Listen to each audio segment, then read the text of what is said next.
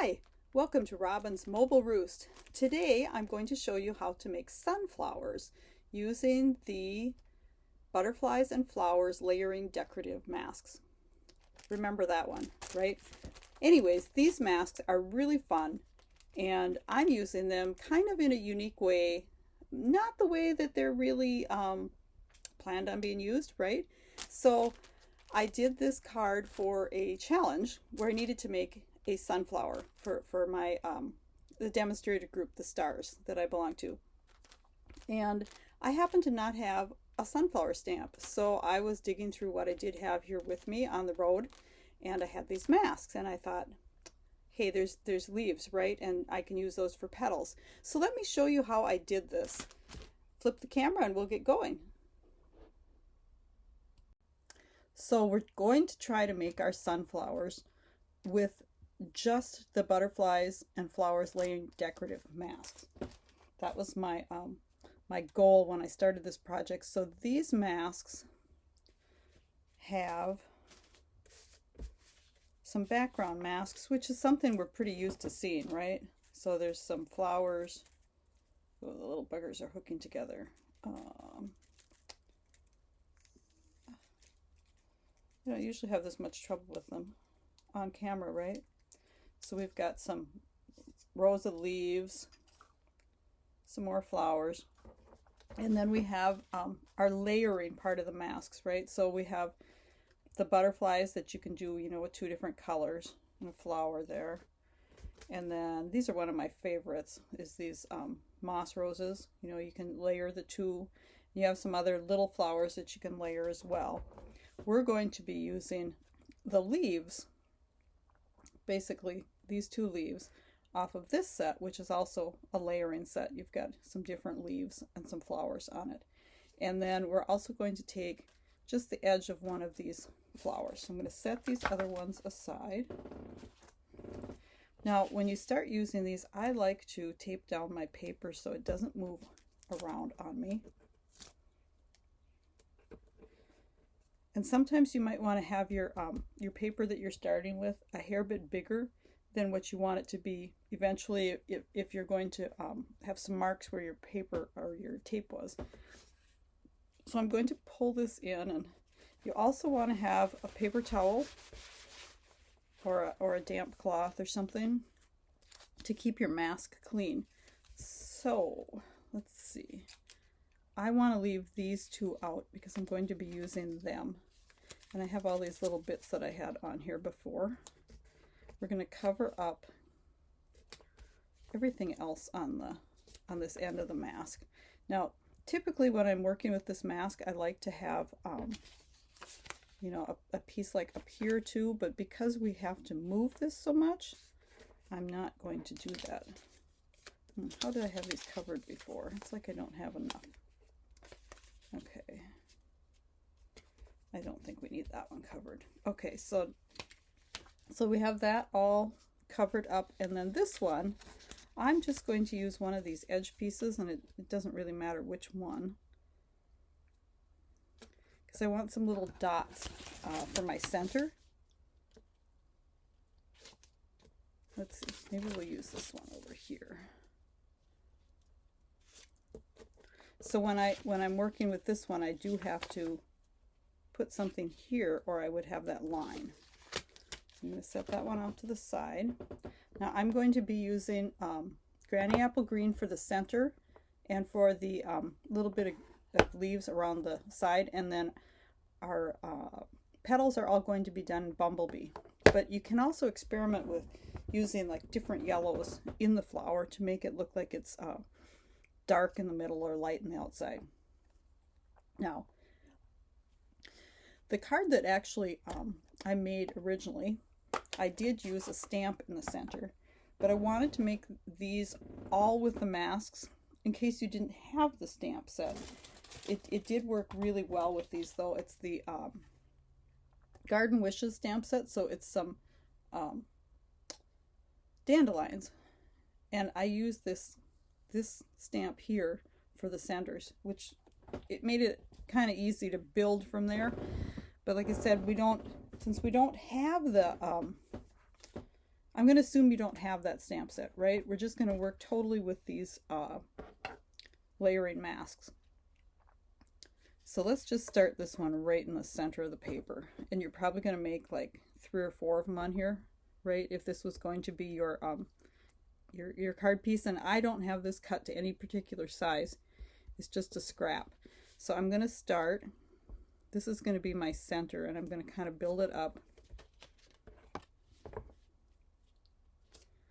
And I like this one with the little tip in it the best, but this one also works well too.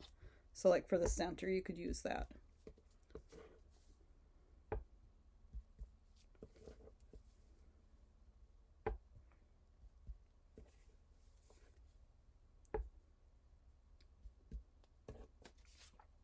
So let's just say that's our center that we're going to start with. Another thing you could do if you didn't like the way your center turned out is to just punch a little, brown center. But let's go ahead and try this way. So now when you use this, you're going to want to cover up that edge. We're just going to add some of these dots, because if you look at a sunflower, the center is all the seeds, right?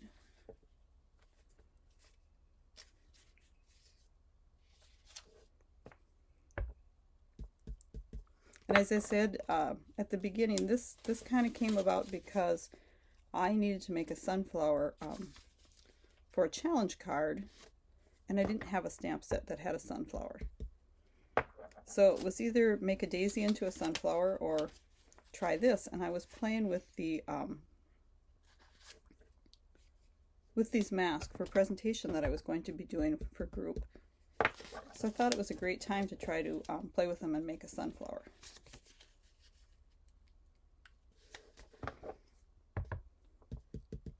So you could add some other colors in here too if you wanted. I wouldn't get too dark with it. Like stick with your greens, or maybe a Sahara sand or something like that. Unless, of course, you're making your center in browns. Okay, so I think that's pretty good for our center. If you wanted, you could add a few more of the, let's see, if we added a couple more of these ones maybe in between, just to fill it out a bit. And each flower is going to look different. They're all unique. It's kind of cool that way, right? It's more like a piece of art than a stamped image. Okay, so I'm going to call that good for our center. Close up our green so I don't try to use that. And you may have noticed I'm using blending brushes for this. They come in a set of 3. I really like using those. If you don't have them and you happen to have sponges or sponge daubers, they'll work as well. Now we're going to pull in our bumblebee ink, and you want to take out that paper towel that you have handy and keep this clean, because it does like to pick up smudges on your paper. So you have to be kind of careful not to go past your edge when you're using the mask without something over here, right? Like I said, I would typically, when I use these masks, have another post-it note over here. But because I keep moving it a lot, it's kind of a pain if you have to keep reapplying that post-it note. So you're just going to go around, adding your petals.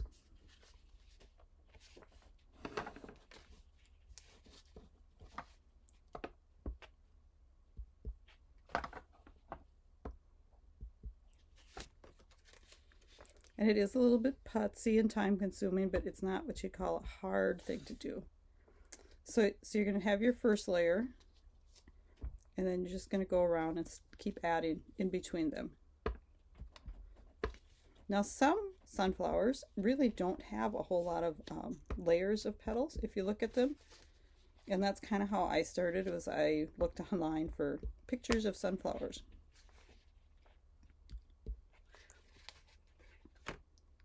Oh, and try not to get your end of your mask in your ink like I just did, because that's another way to muck up your paper. Let's see, where were we at? Somewhere in here.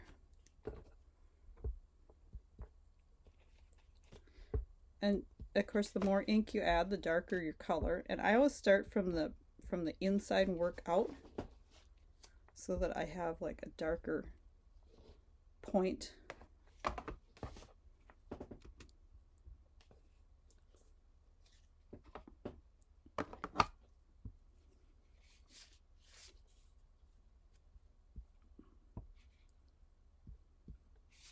And I kind of like the way it gives kind of more depth to the petals when you do that.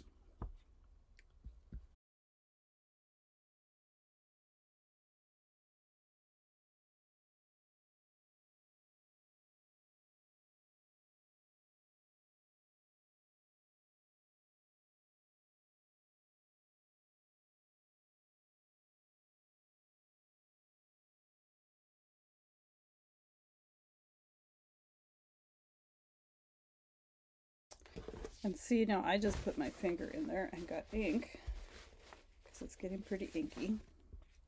Luckily, when you're doing this, you can add another flower or some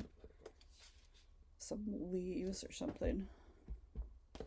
Right, cover up the ink spots. And then when you start getting towards your end, you're just going to keep looking at it, right? Gee, I want a little bit more here, I want a little bit more there. So that could be good. We're going to stop there. You could add more, make your sunflower bigger. And then let's come back in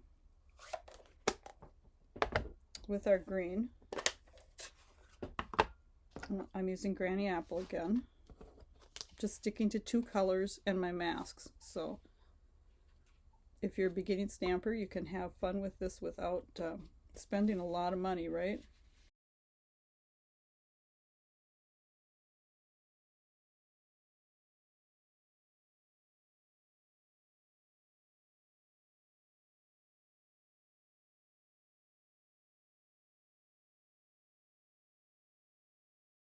So then you can add as many leaves around the outside as you want. Again, you might want to like stop and take a look.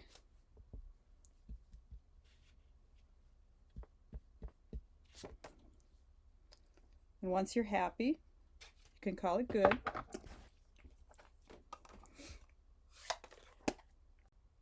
So I was quickly going to throw a card together to show you what I could do with this piece. And I made a mistake. If you can see, my greeting didn't turn out when I stamped it. So that happens to all of us, right?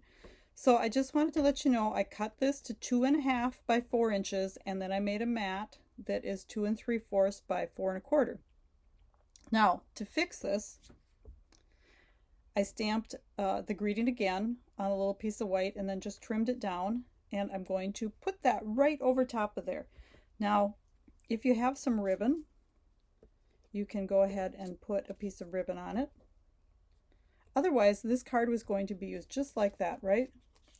So I'm going to, oops, attach my ribbon. This is my boo-boo cover, because all crafters know that boo-boos happen, right? So we're just going to wrap our pretty ribbon around. Oh, is it straight? Pretty much. And then we're just going to put this on here, right? Let's attach this to the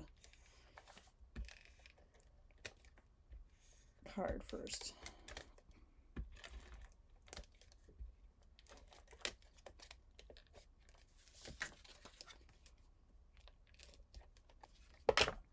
Okay, let's get this onto our paper. Just going to pop it up a little bit.